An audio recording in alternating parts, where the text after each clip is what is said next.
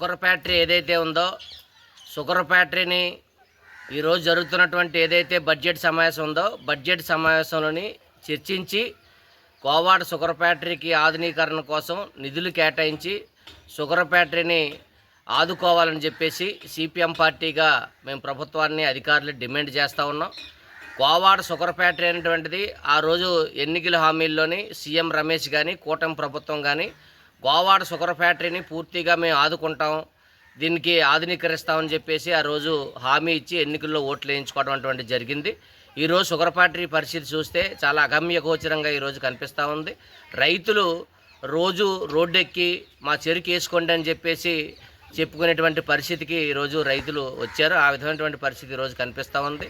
24,000 మంది రైతులు షుగర్ ఫ్యాక్టరీకి చెరుకేస్తే ఈ సంవత్సరం 7,000 8,000కు మించి చెరుకేసినటువంటి పరిస్థితి ఈరోజు లేదు.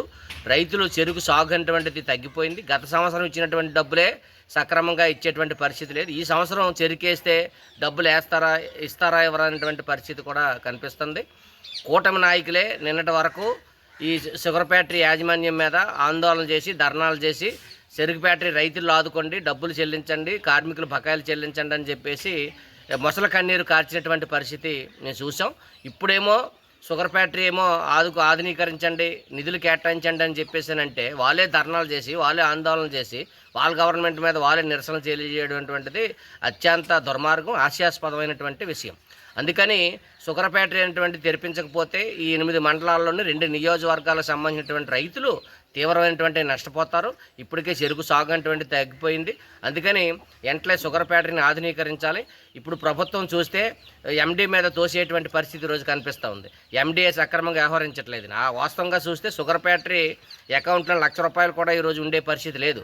దాన్ని ఆధునీకరించి షుగర్ ఫ్యాక్టరీని నడిపించడానికి ఆయిలింగ్ చేయడానికి ఓవర్ ఆయిలింగ్ చేయడానికి డబ్బులు లేనటువంటి పరిస్థితి రోజు కనిపిస్తుంది. అందుకని ప్రభుత్వం వాళ్ళకి నిధులు కేటాయించి షుగర్ ఫ్యాక్టరీని వాళ్ళని పునర్జీవం పోసి వాళ్ళు నడిపించేటువంటి బాధ్యత కూటమి ప్రభుత్వం మీద ఉంది. సీఎం రమేష్ గారు చెప్తారు, మేము ఈ ప్రాంతంలోని పారిశ్రామికంగా అభివృద్ధి చేస్తామని చెప్పేసి. ఉన్న పరిశ్రమని అభివృద్ధి చేయకుండా ఈ ప్రాంతంలో ఉన్నటువంటి షుగర్ ఫ్యాక్టరీని నడిపించుకుంటా ఈ ప్రాంతంలో ఉన్నటువంటి రైతాంగాన్ని ఆదుకుంటా ఇక్కడ పరిశ్రమలు పెట్టడం వల్ల ఎటువంటి ఉపయోగం లేదని చెప్పేసి మేము చెప్పదలుచుకున్నాం. అందుకని కోవాడ షుగర్ ఫ్యాక్టరీ అనేటువంటిది 8 మండలాల్లోని కార్మికులకి అదేవిధంగా రైతులకి జీవం పోసేటువంటి షుగర్ ఫ్యాక్టరీ అది. ఈరోజు పూర్తిగా రైతులు రోడ్డెక్కి నిన్న గురువారం నాడు రైతులు రోడ్డెక్కి 12 గంటల పాటు నిర్బంధం చేసి ట్రాఫిక్ అంతరాయం కలిగించి మా చెరుకు వేసుకోవట్లేదు, ఫ్యాక్టరీ సక్రమంగా నడవట్లేదని చెప్పేసి గోడు వెలిపించుకున్నారని అంటే దాన్ని ఈ ప్రభుత్వం పట్టించుకునే పరిస్థితి లేదు.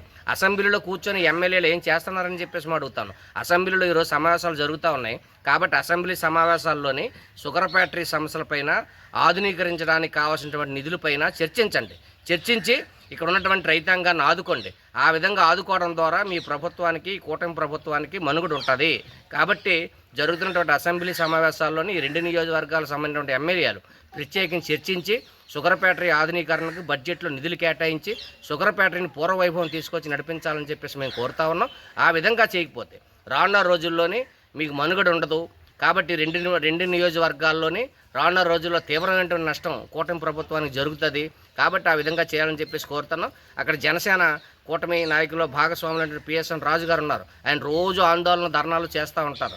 ఎవరి మీద చేస్తారని చెప్పేసి అడుగుతాను. మీ ప్రభుత్వం అధికారంలో ఉంది, మీ పవన్ కళ్యాణ్ గారు ఉప ముఖ్యమంత్రిగా ఉన్నారు, వాళ్ళు ఏం మాట్లాడరు, వాళ్ళ సమస్యల పైన ఎక్కడ నిలదీయడానికే పార్టీ పెట్టాం, మేము ఏదో తేల్చేస్తాం అని చెప్పినటువంటి మీరు ఈ రోజేమో షుగర్ ఫ్యాక్టరీ కనీస షుగర్ ఫ్యాక్టరీ నడిపించలేనటువంటి స్థితిలోని ఈ ప్రభుత్వం ఉందంటే ఎంత దిగజారుడుతనం అనేటువంటిది అర్థమవుతుంది. రైతులు ఆగ్రహంతో ఉన్నారు. రైతుల ఆగ్రహానికి గురి కాకముందే షుగర్ ఫ్యాక్టరీని ఆధునీకరించండి, షుగర్ ఫ్యాక్టరీకి నిధులు కేటాయించండి, బడ్జెట్లో చర్చించి దాని సమస్యను శాశ్వత పరిష్కారం చూపాలని చెప్పేసి చేయకపోతే రైతులందరినీ కూడగట్టి రానున్న రోజుల్లోనే మేము పెద్ద ఎత్తున ఉద్యమం అటువంటి చేపడతామని చెప్పేసి మేము స్పష్టం చేసేదలుచుకున్నాం. వీడియో నచ్చితే లైక్ చేయండి, షేర్ చేయండి, ఛానల్ని సబ్స్క్రైబ్ చేసుకోండి. Thanks for watching.